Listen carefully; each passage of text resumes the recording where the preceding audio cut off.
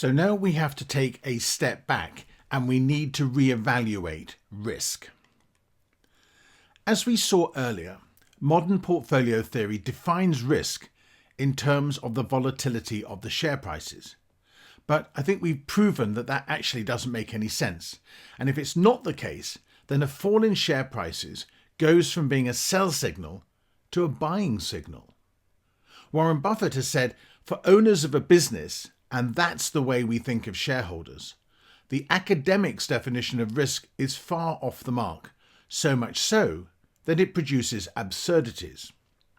Note, we are now moving our focus from share prices to the characteristics, and particularly the economic characteristics of businesses.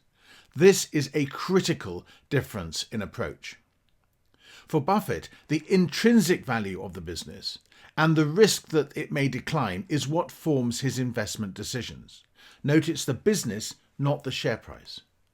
The real risk, he explains, is whether after-tax returns from an investment will provide the investor with at least as much purchasing power as he had to begin with, plus a modest rate of interest on the initial investment. Buffett focuses on the four key primary factors that affect the future profits of a business, plus the uncontrollable effects of taxes and inflation. The four primary factors are the evaluation of the long-term economic characteristics of the business, the evaluation of management, its rationality and ability to allocate capital. Critically, management's focus on shareholders rather than themselves. And last but not least, the purchase price of the business.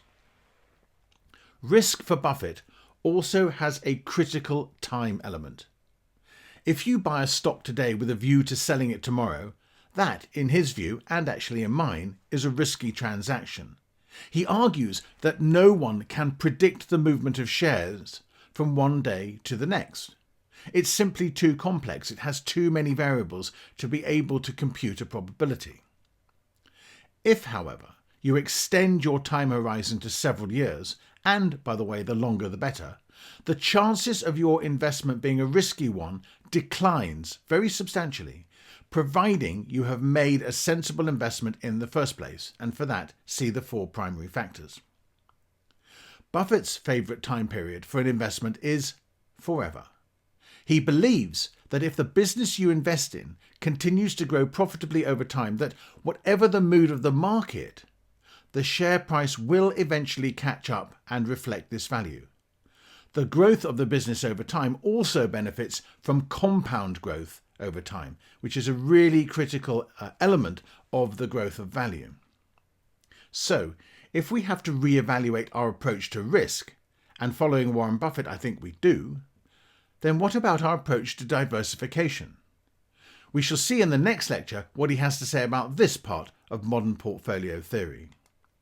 So now we've decoupled risk from share price. We've recognised that the volatility of the share price in the stock market is actually not a good proxy for risk. It doesn't actually connect with the underlying business, particularly if the stock market and the share prices are being driven by the emotions of investors. So we need to concentrate on the core economics and the management of the business to make sure that we understand the risk in the business and we ignore the share price in the market while we're doing that.